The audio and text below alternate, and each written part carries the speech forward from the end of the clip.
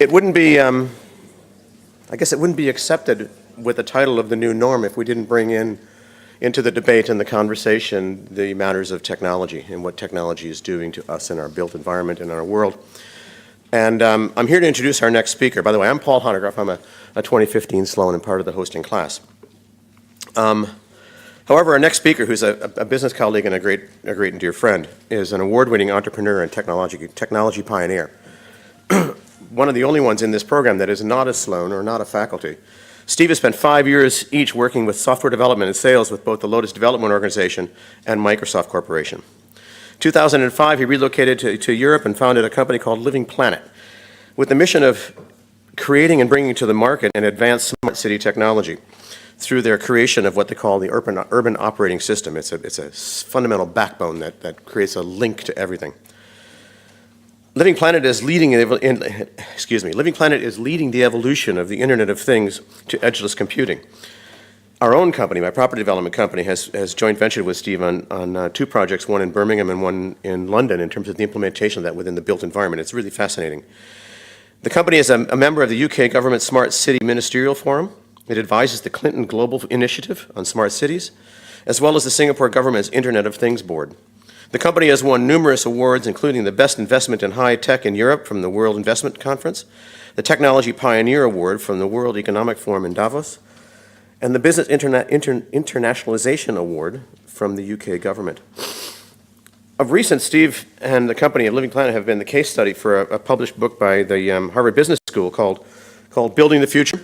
And interestingly enough, it's not a book about technology. It's a book about the way in which he built the organization through partnerships and relationships and teaming that was very, very unique and special, and maybe he'll touch on that with us this afternoon as well. And so with that, please join in welcoming Steve Lewis.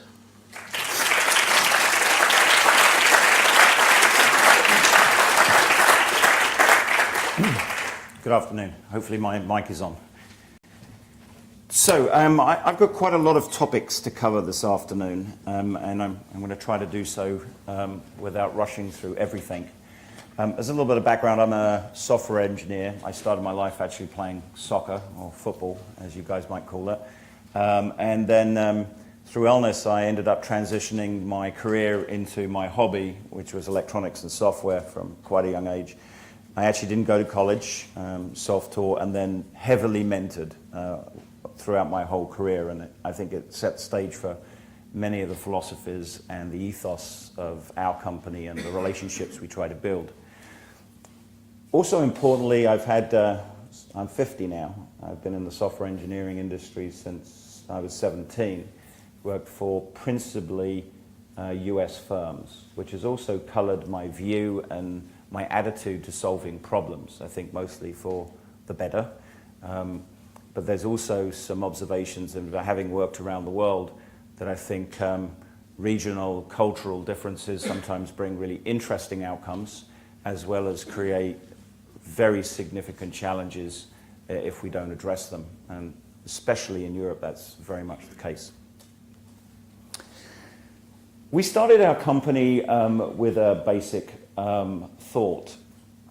In every other sector, in every other industry, technology has been and become ever more pervasive.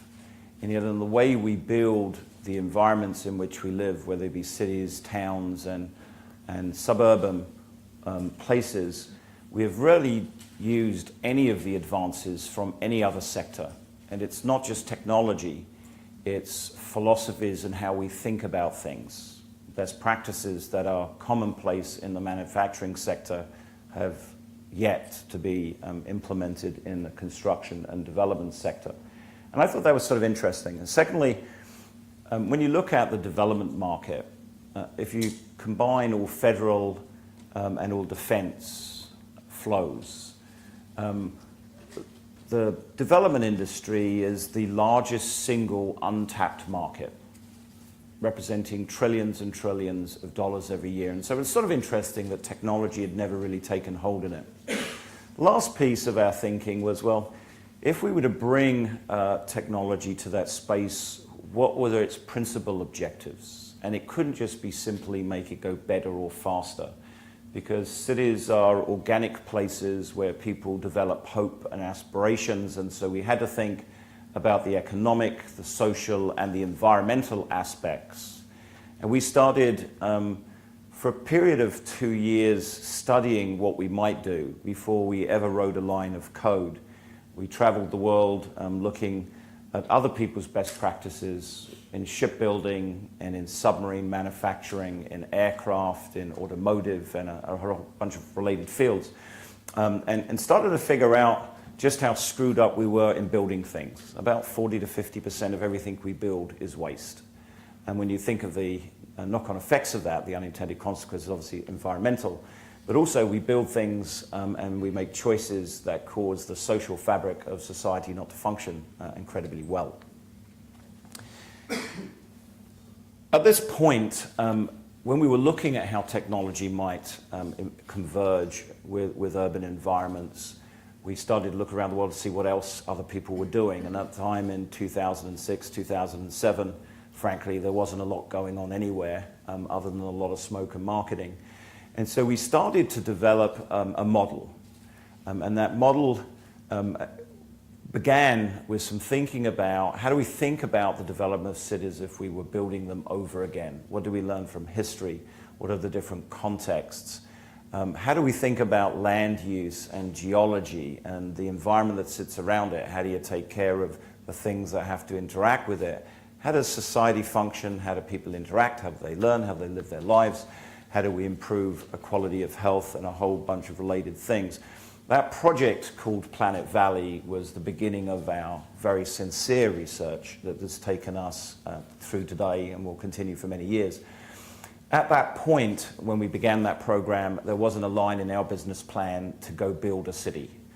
It was very much an exercise where we could be provocative and bring a very large number of stakeholders and collaborators from around the world to think about these problems. And one of the most important elements, referring to some of the commentary I've heard today, but in our own experience, some of our toughest world problems that create the greatest opportunities require a massive amount of collaboration and mutual innovation.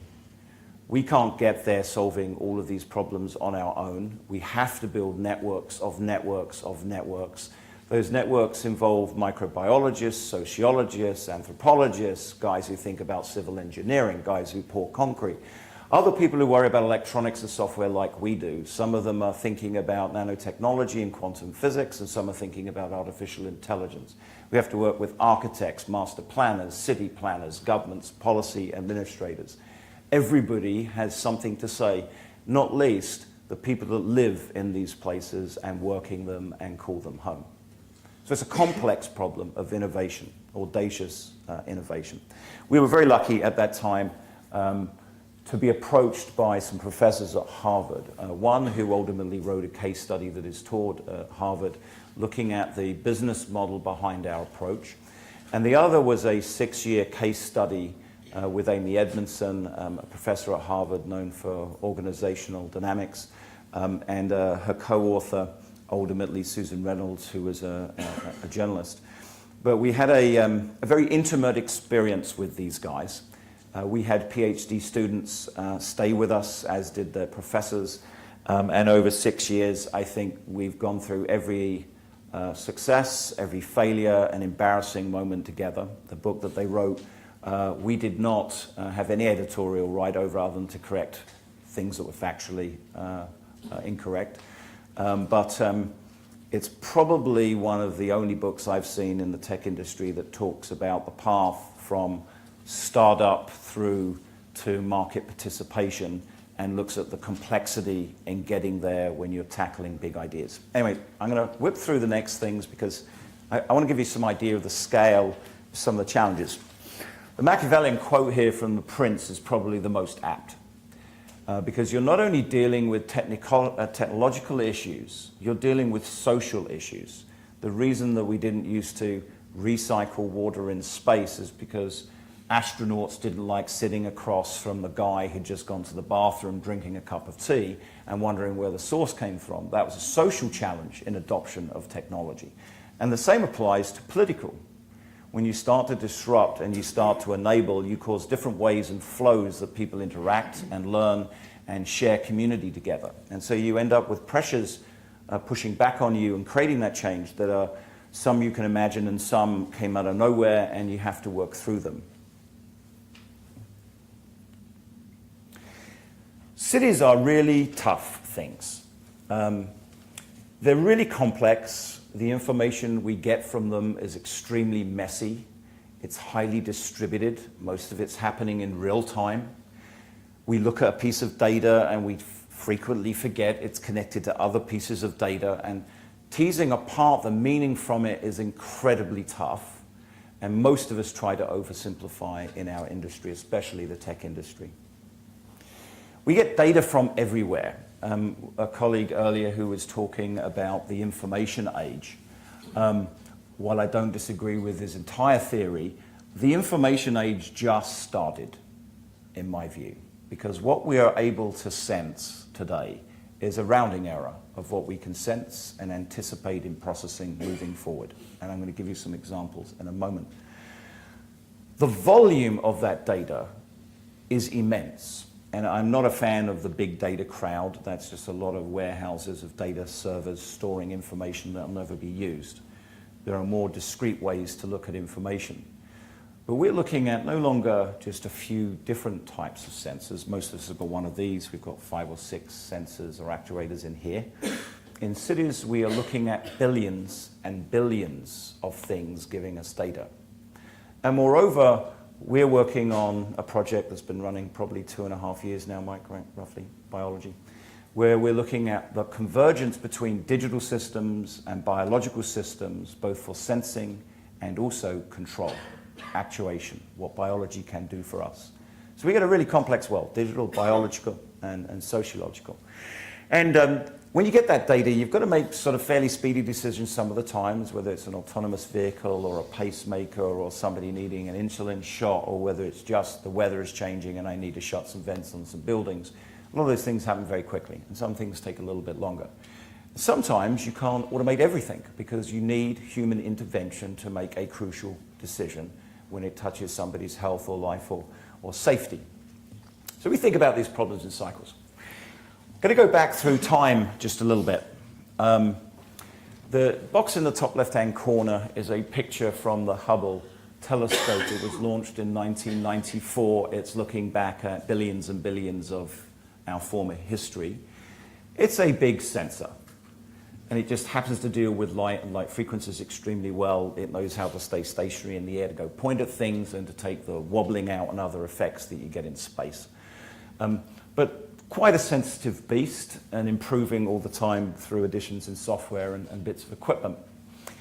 To the right is a device we stock on Mars. It has on board a laboratory where it can look at samples. We were hopefully going to find some precursors to life, but we're also caring about the geology, and have things transmitting data back, and it's got about 250, 300 sensors on board.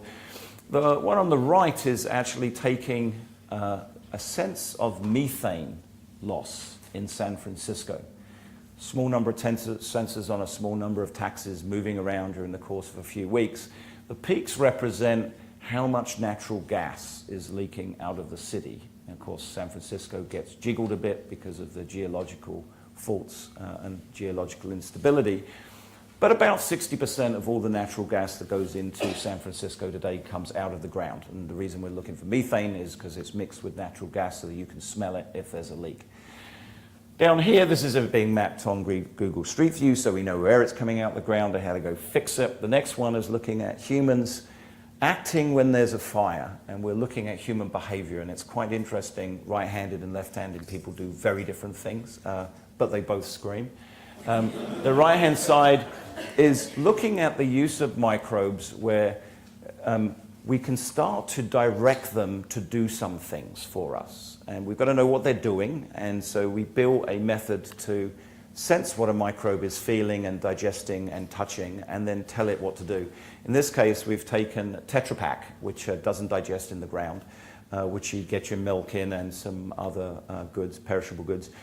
and we send a swarm of bacteria after it to digest it in a number of different ways. And what we end up with is biofuel and clean aluminium film. It's digested the petrochemicals, the inks, the papers, turned them into sugars, reconstructed the chemical chains, and you end up with usable goods. And last one, we're getting into the atomic and subatomic sensing. This in a period since 1994. And now we're looking at subatomic particles, and we're looking at relationships between them. We're also an amazing sensor because most of us have some sense and intelligence in what we see. We are gifted with various forms of physical sense, and we've got empathy. And that data that comes from what we share and how we interact with it becomes extremely useful to adding context to our lives and what we can see is going on in an environment. We're also going to start and have started augmenting the human body. We see it not only in things like heart pumps and so on, insulin pumps, but we're moving now into the micro gadgetry and the nano gadgetry, where we're actually able to embed some things, have it float around, detect cancers early, read our physiology and present it on a very regular basis, enhance our eyesight and a whole range of other interesting things. When you start, so that's the sensing piece, how do I get data? It's both digital, it's biological, it's simple sensing, and sometimes it's extremely sophisticated ways to look at our physical environment. That information is useless unless it has context. Context starts to really mess with your mind. This is a picture of Porto where we performed some of our R&D. It's the Douro Valley that runs down here, down to the sea. You have to look at cultural differences between the way people live in a space to determine how you serve them. You've got to look at the underlying geology. You've got to look at the structures that sit around it. You have to deal with weather. And weather gets changed by what it touches, so it's not just the macro form of weather, but the microclimate form of weather right down to a building. We are surrounded by biology, microbes. And most of our body is made up of microbes. In fact, we would not survive without them in our gut and a whole range of other processes that are integral to the way that our human physiology works. Understanding microbes is therefore crucial to understand how do we improve health, how do we digest waste, how do we clean water, how do we react and create the microbiomes that are required to be healthy and safe. We have to look at how we use land. We were involved in a project in Brazil a few years ago, and a beautiful topography, but the developer just said, well, it's just too much work to think about how to use that topography to build on, so we cut off the top of the hills and we move all of that earth. And you're disrupting entire ecosystems by doing so. So we have to think about land use. But more than that, we have to start to think about where do we put resources that allow people to interact? How do they have localized access to education, to health, to safety, places where they're entertained, where they buy, where they come together as community? How do you distribute human activity to maximize the use of space, but also maximize community integration, diversity, and other things? And you also have to start to look at how that works with everything else. So when this simulation on the right-hand side was something we did a few years ago for our own development, we're looking at topography and where buildings are placed and how high they are and how they're oriented so that we can slow air flowing over the city to cause cooling effects, but to speed it up over the top of buildings so that we can recapture that energy through microturbines back into energy that the building is using. And so we have to start looking at that complexity. We have to look at buildings in the same way we do ships and aircraft and automobiles. Our big challenge in the development world is we don't use any of the same tools. We basically draw a picture frame and we throw a bunch of materials into it and we have a pseudo understanding of how they really function, not. And so we have to start to manufacture things that have a life cycle and we know how they're going to perform and how they can be augmented. So we've sensed a lot of stuff, we've got a lot of data, we've got a lot of things to think about, we have to add a lot of context, and then you sit there going, oh man, tough, very tough. Because all of that data, I've just become a member of the cast of The Truman Show. And so privacy and confidentiality and how we go about our lives without having been intruded upon is not something we can deal with passively. It's something we have to deal with technology and with policy and a whole range of other metaphors. This is some work that we've been doing in how to protect information so that you know where it goes about you, from you, always, and you can shred it if you wish to. What happens in Vegas stays in Vegas. A lot of the data happens at the edge, and so you process it at the edge, and you process it incredibly quickly, incredibly rigorously, and you don't move it around much. It allows us to defend privacy, security, make things more resilient, use less expensive equipment.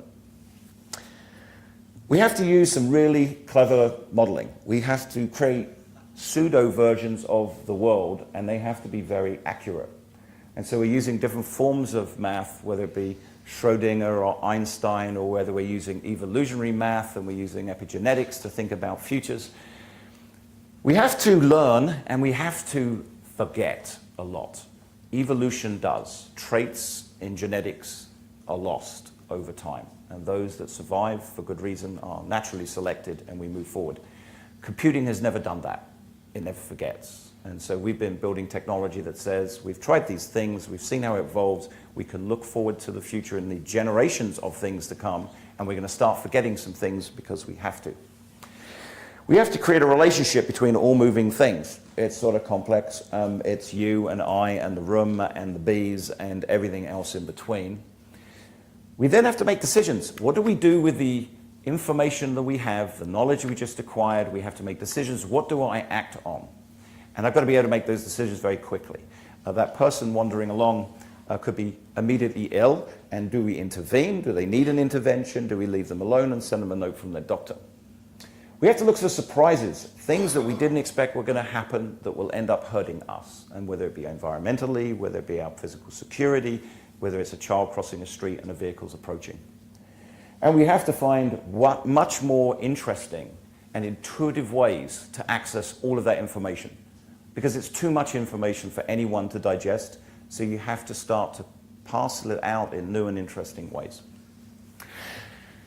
Part of our technology is used in the Formula One world, and an analogy of a city is a Formula One car.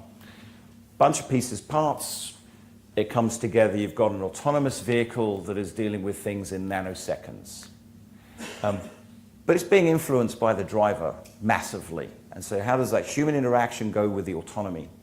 In the pit lane, you're working on strategy. What things do I have to do now in milliseconds or seconds to win a race or improve my driver's likelihood of success?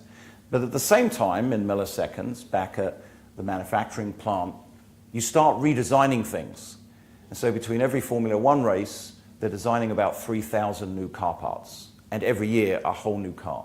So we have to learn continually from what we observe and test it, and then observe and test it and build and renew. We spend our time thinking about this stuff, applying that technology to it. Formula One just happens to be a very rigorous way to go test these things. It's a very difficult environment. And you have to think about the individual, to a room, to floors, to entire territories. We built a thing called the PlanIT Urban Operating System, which I'm not going to talk about, but really it's an artificial intelligence platform that allows us to gather information and make controlled decisions while creating insight for humans.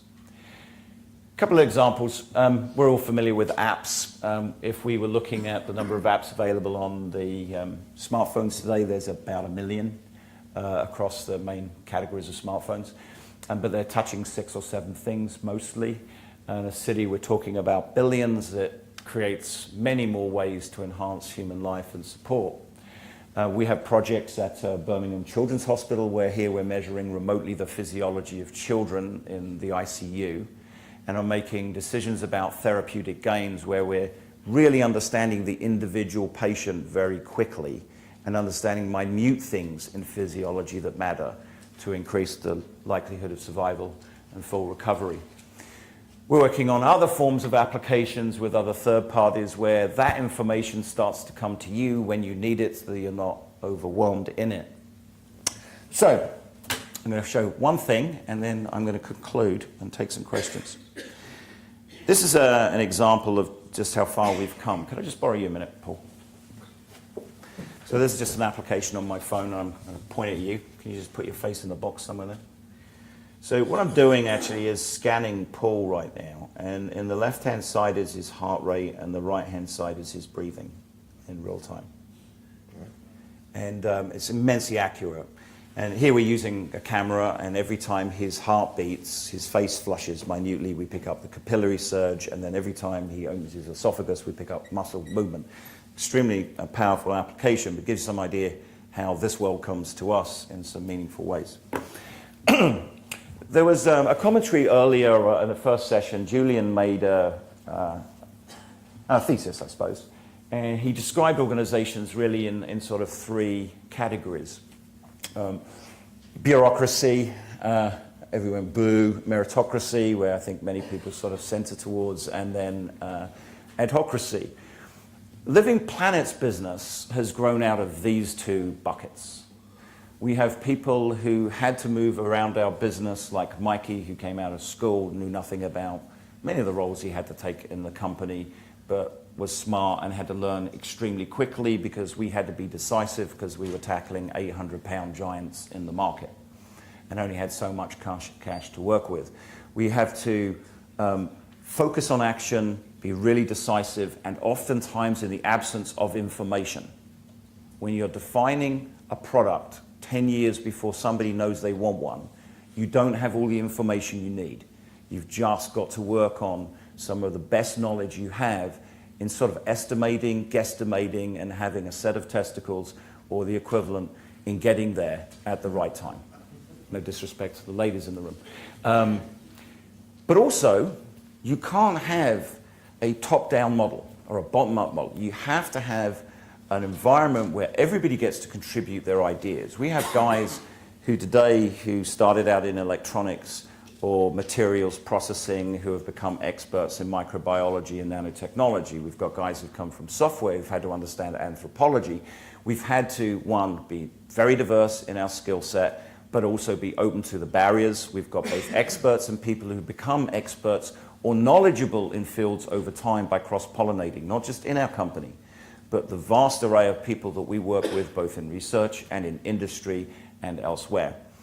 We do have to touch bureaucracy in two areas. Institutions, some of them large corporations, who really struggle to move at the pace we need to, and government. And it's principally regulation. It's not always they can't move fast. Singapore government and some others move very fast on some issues, so do some other nations. But sometimes legislation lags what you could do and what you need to do. And so we try to keep as much of that out of the business. Our experts touch it at the edge where we have to deal with tax, legal, intellectual property, other legislative things. We try not to have any of that inside our institution, and we try to center ourselves on those two buckets because it allows us to move the fastest, to have the most meaningful and enjoyable employment experience. We're all learning every day, we're working hard today every day, and that just because you're doing something one day doesn't mean you will be doing that always. You will ultimately end up touching every part of the business in every way. Anyway, thank you for your time, and I'll take some questions if that's helpful. Thank you for that, Steve. Any hands, any questions? There's one up tall in the back.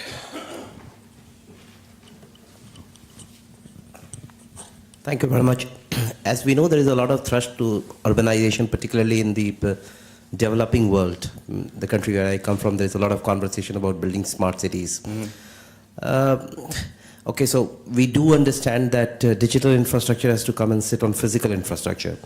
And if you don't have the physical infrastructure, then really the digital infrastructure will not, kind of deliver the desired outcomes, because it has to be a convergence, it has to be a confluence. As an industry, what do you feel? Are the players in the industry behaving responsibly when it comes to, kind of advising the governments over there in terms of what is the potential of digital adoption in those economies, in terms of building smarter cities? Yeah. Or are they just trying to ride the, kind of take the, be opportunistic and, kind of transact for economic gain for themselves at the cost of somebody else? Good question. I'll try to keep my answer brief, and we can talk a little bit afterwards if you have some time. yes, politicians and administrators can latch on to shift and sometimes produce less meaningful outcomes. But I think we have to see it as a continuum. You know, our cities, for the most part, weren't built overnight. They evolved. And sometimes with very positive characteristics and sometimes not. The challenge we all face right now is the divide between those who have and those who do not. And some of that do not is very simple things. Sometimes it's just clean water, and sometimes it's electricity. And so I think one has to think in an overarching way. Yes, there's some super infrastructure things to allow things to flow. Yes, there's some base level things and infrastructure we have to go build. But sometimes it's deploying incredibly cheap and commoditized technologies that allow us to erode some of the pain and some of the issues that it brings in those communities. So you could have a strategy that says super infrastructure side, micro infrastructure side, and pointed engagements. And for example, I spend quite a lot of time, I presume you're from Asia, from India maybe.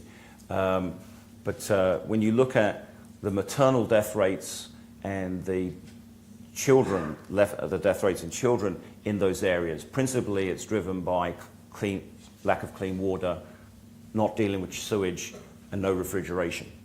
And so you can bring pointed technologies and have eradication effects on all of the other classes of diseases, and at the same time reduce poverty, reduce size and family growth, and so on. So it's a mix of policies. It's not you're going to refresh a city in 1 year, 2 year, 10 years. It's for the life of the city. It will continually regenerate, and you've just got to pick the toughest problems first and go after those, because once you crack those, then everything else flows very easily. We've got a good news, bad news scenario. I'm out of time. Yeah, the That's bad the news good is out of time. The good news is Steve's with us for the rest of the evening and through dinner, and would happily engage in any order of conversation, because it does get very, very interesting. And I thank you so very much for your time. You're very welcome. Thank you. Here we go. Well done.